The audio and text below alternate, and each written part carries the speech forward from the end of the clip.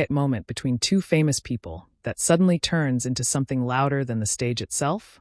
That's exactly what happened at Coachella 2026, when Selena Gomez publicly thanked Justin Bieber in a way that didn't feel rehearsed, scripted, or even performative. Instead, it felt intimate, like she was opening a door back into a younger version of herself, one tied to childhood nostalgia, shared memories, and the kind of history that doesn't vanish just because fame changes everything.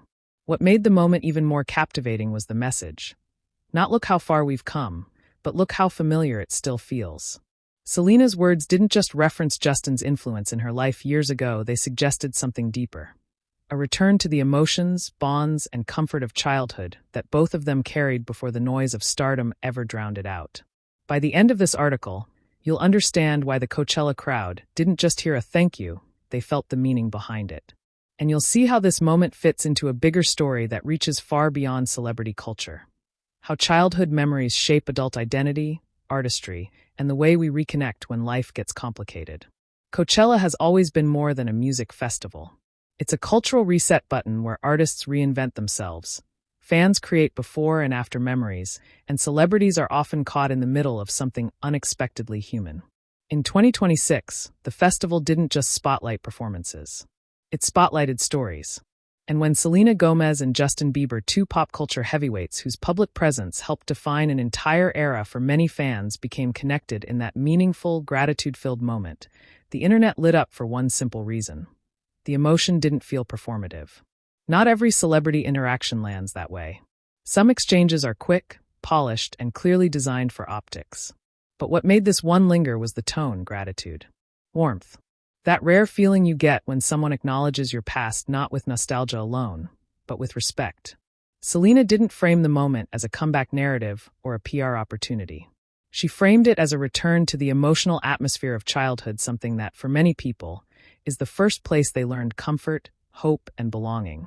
Childhood isn't simply time. It's foundation. It's the emotional architecture that shapes everything later. That's why Selena's thank you felt like more than a line. It felt like meaning. At Coachella, big stages and bright lights bring out the dramatic side of people, including celebrities. But ironically, the most powerful moments are often the least dramatic ones. When Selena thanked Justin Bieber for bringing back childhood memories, it didn't feel like the kind of statement that tries to dominate attention.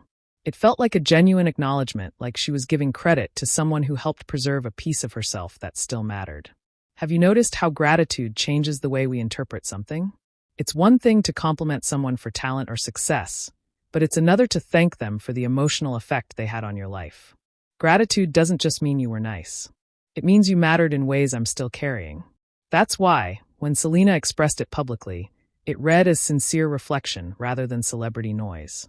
She essentially reminded viewers of early days when both she and Justin weren't icons in the fully adult sense, but young artists navigating the world while the world watched them grow.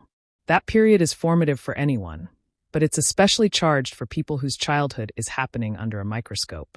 The early years aren't just memories, they become part of how you learn identity. And when those identities are shaped in public, nostalgia becomes complicated. The past isn't only private, it's something millions have seen, interpreted, and sometimes misunderstood. So when Selena Gomez returned to childhood memories through Justin Bieber, it didn't just reference history. It invited the audience into an emotional truth. Sometimes the most meaningful connections are the ones that bring you back to a time when you felt safe inside yourself.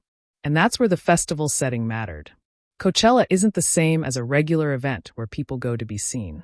It's immersive. You hear music that makes emotions physical. You see lights and movement that create a dreamlike atmosphere.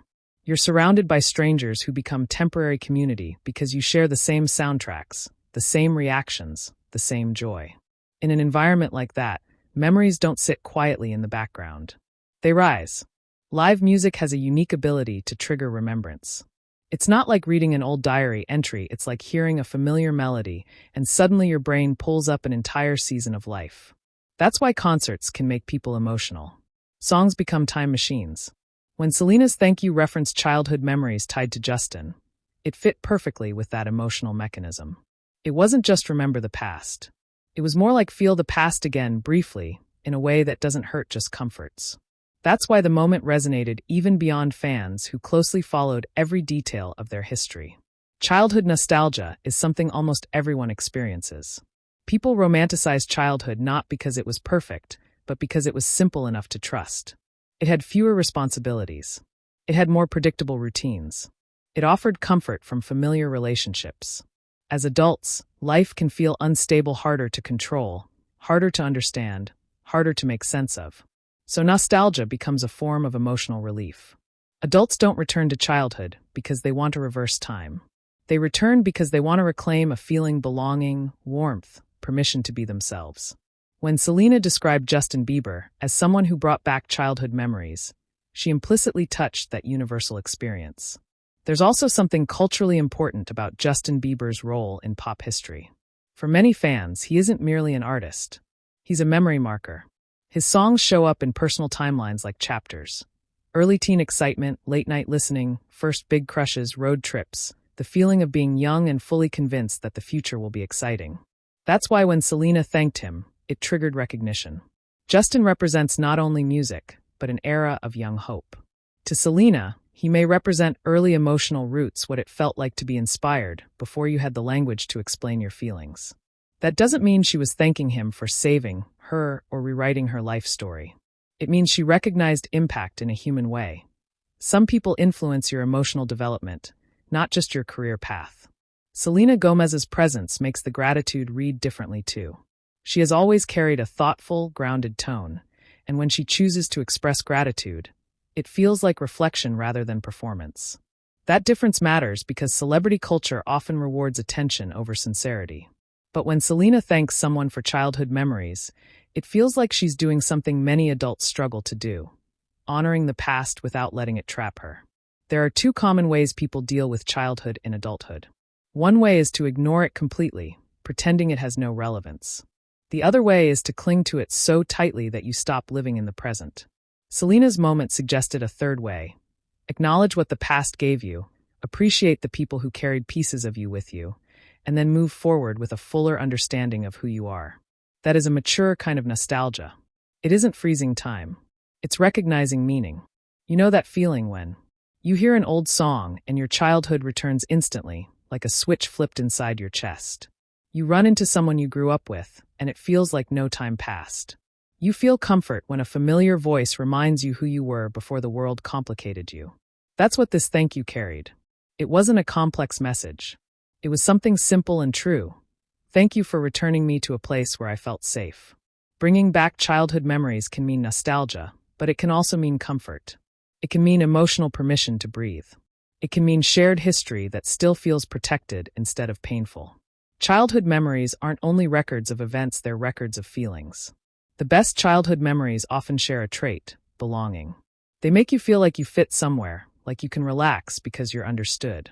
So when Selena Gomez thanked Justin Bieber for bringing those memories back during Coachella 2026, it likely pointed to something emotional, not only historical. It suggested that Justin's presence or the energy connected to him activated something in her that felt warm and safe. That's why the moment felt symbolic. Coachella itself is where people go to belong temporarily. It's a space where everyone is dressed like they're expressing themselves, everyone is dancing like they're unburdened, and everyone is participating in the same shared experience. In that setting, gratitude becomes a bridge between personal identity and collective emotion. Selena's thank you didn't just acknowledge Justin, it honored the feeling of being present in a way that reconnects you to your roots. And that's what makes this moment matter beyond social media.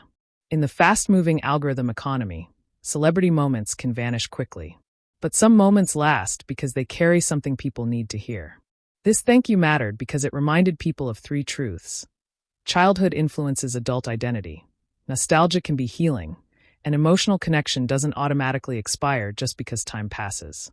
It also matters because it showed Selena Gomez doing something other than chasing attention. It showed her acknowledging influence with sincerity.